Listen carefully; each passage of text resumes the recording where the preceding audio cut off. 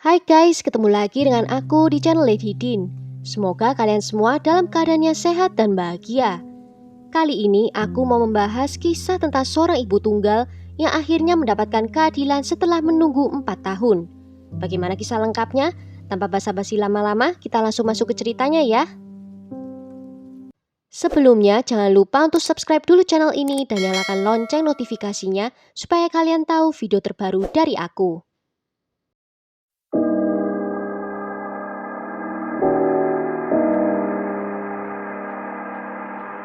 Just so we're on the same page of who we're talking about. Right. Heather Bogle, right? Right, Okay. Okay. Did you know her outside of work at all? No. I knew nothing about it. It was just very limited chit chat. Like I said, maybe knew her maybe 3 months. Any conversation I had was when we were on break. Did you ever know her to have friends in this trailer park? No, like I said, I really didn't know her very well. I mean, Okay. Did you ever see her back here? No. I know it's cold case and you guys are just, grasping at straws trying to figure out. We're not necessarily grasping the straws. We've been collecting DNA buccal swabs. If that's all the same to you, we would ask you just to submit it's basically a Q-tip. Would you be all right with that? Well, I'm going to pass on that because I don't feel like I need to. What? I didn't really know the girl or anything like that. Heather Christina Bogle adalah seorang ibu tunggal berusia 28 tahun dari Sandusky, Ohio. Wanita kelahiran 27 Desember 1986 ini tinggal bersama putrinya yang bernama Mackenzie yang berusia 5 tahun. Dia dulunya pernah menjalin hubungan dengan seorang wanita bernama Carmela Badillo selama sekitar 1 tahun. Mereka bertemu di sebuah pabrik Whirlpool di mana mereka sama-sama bekerja di situ. Hubungan mereka tidak berjalan dengan mulus dan sering terjadi perselisihan. Dan yang terakhir terjadi itu adalah perselisihan mereka yang terburuk. Dan akhirnya hubungan mereka pun berakhir. Selain bekerja, Heather juga sedang berusaha untuk bisa masuk ke sekolah keperawatan. Walaupun dia sudah bekerja, namun dia ingin memberikan yang lebih baik untuk putrinya. Sayangnya dia gagal saat mengikuti ujian dan terlihat di ponselnya kakak laki-lakinya mengirim pesan yang isinya menyebut adiknya itu terlalu bodoh. Di tanggal 8 April 2015, Heather sedang dalam shift kerja tengah malamnya dan dia pergi meninggalkan pabrik keesokan paginya. Di pukul 6:17 dia berjalan keluar dari tempat kerjanya itu. Tetapi Heather tidak pernah pulang ke rumahnya lagi. Walaupun hidupnya susah, namun keluarganya yakin kalau Heather tidak akan meninggalkan putrinya begitu saja. Dia dilaporkan hilang ketika dia tidak muncul untuk menjemput putrinya yang berusia 5 tahun, Mackenzie, dari sekolahnya. Keesokan harinya, mobil Heather ditemukan.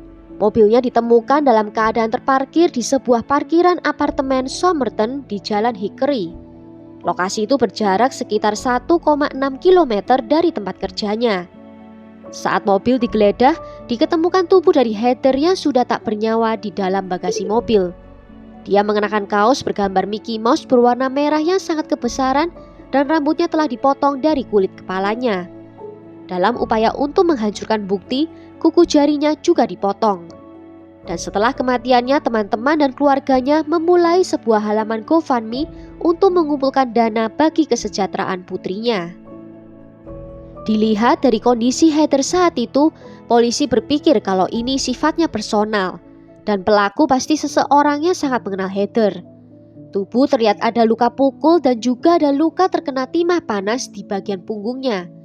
Timah panas itu berhasil menembus organ vital di bagian dadanya yang ditentukan dokter sebagai penyebab dari kematiannya. Menurut laporan juga ada beberapa luka di bagian tangannya karena mencoba untuk membela diri. Detektif Sean O'Connell yang merupakan detektif utama dari kasus ini pertama kali menanyai mantan pacar Heather, Carmela Badillo yang baru saja putus dengannya. Hubungan mereka diduga telah berakhir dengan catatan buruk, tetapi berdasarkan catatan teleponnya, dia dibebaskan dari tersangka. Polisi juga menanyai seorang ibu lainnya yang bernama Keona Bor yang tinggal di kompleks apartemen di mana tubuh Heather ditemukan.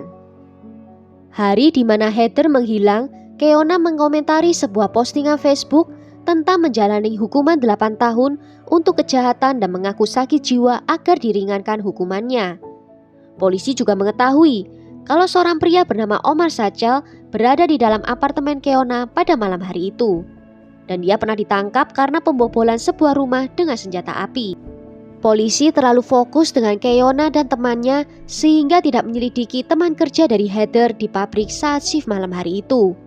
Dan saat DNA dari Keona dan temannya diperiksa, hasilnya tidak cocok dengan DNA pelaku dan mereka pun dilepaskan sebagai tersangka.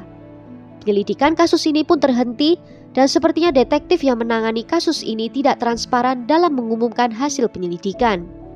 Akhirnya dia mengundurkan diri dan harus menghadapi sidang disipliner atas tuduhan dia membagikan dokumen rahasia terkait kasusnya Heather. Setelah 2 tahun terbengkalai, Sheriff Chris Hilton dan timnya mengambil alih penyelidikan. Kali ini mereka tidak hanya mau terpaku dengan satu tersangka saja. Mereka kembali dalam pergerakan terakhir dari Heather di hari itu. Dari saat dia meninggalkan pabrik di pagi hari sampai akhirnya ditemukan di parkiran sebuah apartemen keesokan harinya. Dan mereka hanya membutuhkan waktu 5 bulan saja untuk menemukan pelaku sebenarnya. Mereka mencoba mencari di dalam email Heather dan sosial medianya. Juga mencari jejak GPS-nya yang telah tersimpan di Google sehingga bisa diketahui jejak koordinat yang menunjukkan dengan tepat kemana dia pergi di hari itu. Pagi hari itu Heather meninggalkan pabrik pukul 6:17 menit. Dan 13 menit kemudian titik koordinatnya menunjukkan dia berada di dalam sebuah rumah yang berjarak beberapa kilometer dari pabriknya. Dan di sana dia berada sekitar 1 jam lamanya. Polisi kemudian mendatangi rumah itu dan mengetahui kalau itu adalah rumah dari salah satu teman kerjanya yang bernama Daniel Myers. Teman kerjanya selama ini tidak pernah ditanyai oleh polisi. Ternyata Daniel ini bekerja di shift yang sama dengan Heather dan meninggalkan tempat kerja di saat yang sama juga. Daniel mengatakan kepada polisi kalau sebenarnya dia tidak terlalu mengenal Heather dan merasa bingung kenapa polisi sekarang menanyainya padahal sudah lewat dari 2 tahun sejak kasusnya. Kemudian polisi juga meminta sampel DNA, tetapi Daniel menolak untuk memberikannya. Hal ini membuat polisi menjadi curiga, karena hampir tidak pernah ada orang yang menolak saat diminta untuk memberikan sampel DNA-nya. Sehingga mereka mendapatkan surat perintah untuk mengambil DNA dari Daniel. Dan saat diperiksa, DNA itu persis dengan apa yang ditemukan di bawah kuku Heather. Polisi pun menggeledah rumah dari Daniel dan mereka berharap bisa menemukan senjata yang digunakan di hari itu. Namun mereka tidak menemukan apa-apa. Saat pemeriksaan, polisi mengetahui kalau Daniel mengganti lantai kayunya dan kasurnya setelah kasus Heather. Polisi semakin yakin kalau Heather dihabisi nyawanya di dalam rumah setelah shift kerjanya. Dan Daniel mengganti semua lantainya untuk menghilangkan bukti. Polisi juga menemukan celana dalam wanita di dalam rumah itu. Saat pihak berwenang menyelidiki masa lalu Daniel, mereka mengetahui kalau mantan pacarnya Lee Ann Slater meninggal dunia dengan cara yang mencurigakan. Saat itu kepolisian menganggap kasusnya adalah bunuh. Namun adik dari Lee sangat yakin kalau kakaknya itu dihabisi nyawanya oleh Daniel. Saat itu Lee ditemukan dengan adanya luka tembak di bagian dadanya. Pihak berwenang membuka kembali kasus itu untuk melihat apakah benar Daniel bertanggung jawab. Tetapi dengan bukti yang terlalu sedikit dan waktu yang sudah lama berlalu, mereka menjadi kesulitan untuk menentukan penyebab kematian sebenarnya. Adik dari Lee juga mengatakan kalau bisa saja Heather masih hidup saat ini kalau kasus kakaknya diusut dengan lebih benar. Karena kesalahan ini, detektif Sean O'Connell diadili karena kelalaiannya. Tak hanya itu, kedua tersangka yang menjadi sasaran penyelidikannya sama sekali tidak ada kaitannya dengan kasus tersebut. Semua tersangka palsu dari detektif Sean adalah orang kulit hitam, membuat banyak orang yakin kalau keputusan detektif itu terkait dengan rasisme. Akhirnya detektif Sean dijatuhi hukuman 2 tahun di penjara. Daniel pun ditangkap dan didakwa di tahun 2017. Dan menurut polisi, motif pembunuhan dari Heather adalah karena nafsu. Setelah penangkapannya, 10 wanita datang ke kantor polisi dan menyatakan kalau pernah dilecehkan secara seksual oleh Daniel. Mereka bilang kalau ditolak permintaannya, Daniel bisa menjadi sangat kasar. Daniel pun menghadapi hukuman mati dan dia memutuskan untuk menerima kesepakatan pembelaan dan mengaku bersalah. yang artinya dia bisa menghindari hukuman mati itu, namun tidak akan pernah meninggalkan penjara seumur hidup. Di tahun 2019, Daniel dijatuhi hukuman penjara seumur hidup tanpa kemungkinan pembebasan bersyarat, ditambah hukuman tambahan 20 tahun lamanya. Di dalam sel, Daniel cerita dengan teman selnya kalau dia menghabisi nyawa Heather karena Heather menertawainya saat didekati. Saat itu Heather bercerita kalau dia gagal mengikuti ujian keperawatan dan Daniel ingin menghiburnya. Tetapi Heather menolak dan Daniel menjadi sakit hati. Daniel berpikir kalau dia bisa bebas dari tuduhan pembunuhan dan memang dalam beberapa tahun dia masih aman. Bahkan dia tidak berusaha untuk sembunyi. Daniel malah muncul di pemakaman Heather dan menandatangani buku bela sungkawa. Dia juga ikut menyumbang di halaman GoFundMe untuk anak Heather sebesar $125 atau 1,7 juta rupiah.